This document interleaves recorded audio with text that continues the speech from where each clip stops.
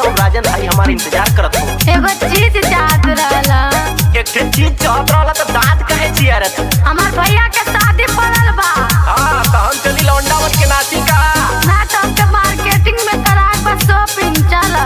देख भाई ढेर जिद मत कर, पैसा वैसा ना बा लेकिन चल भाई कोनो न कोनो उपाय लगाइबे करब।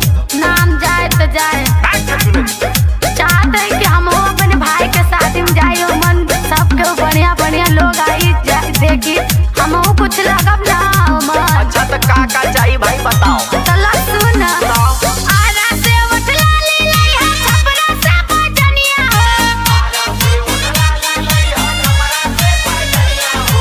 आरा से उठला ले लई है छपरा से पजनिया हो। आरा से उठला ले लई है छपरा से पजनिया हो। गोरखपुर बाजार से जाऊ किन दाए गजलनिया हो। गोरखपुर बाजार से जाऊ किन दाए गजलनिया हो। गोरखपुर बाजार से जाऊ किन दाए गजलनिया हो। जवन जवन तू कहबू धनिया तोहरा के दिलाइब हो। जवन जवन तू कहबू धनिया तोहरा के दिलाइब हो।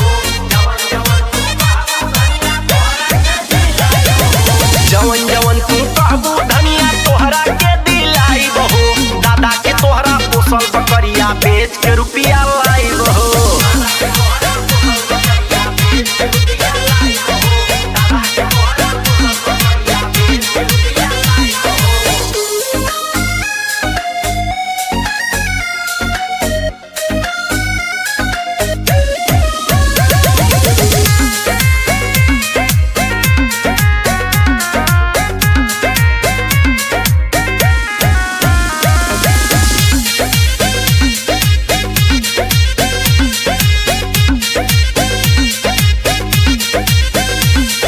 जब कुछ हो मांगीला तो से टेढ़े तू बतियावेला। नया नया फरमाइश गोरिया तोहर न हमके भावेला। जब कुछ हो मांगीला तो से टेढ़े तू बतियावेला। नया नया फरमाइश गोरिया तोहर न हमके भावेला। हमरा पजरा ना सटिया बलिया ना चुनमुनिया हो।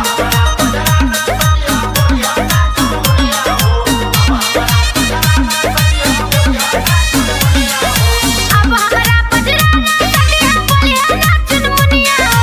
आजमगढ़ बाजार से जाऊ किन दाए गलथनिया हो।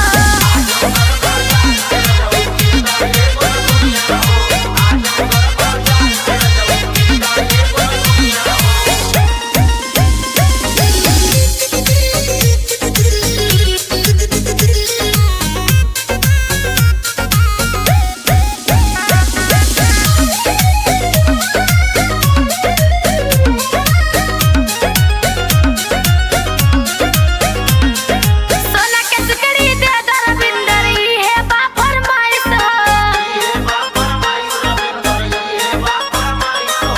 हम तो तोहके जानी ला रनिया इहे बा तोहर चॉइस हो।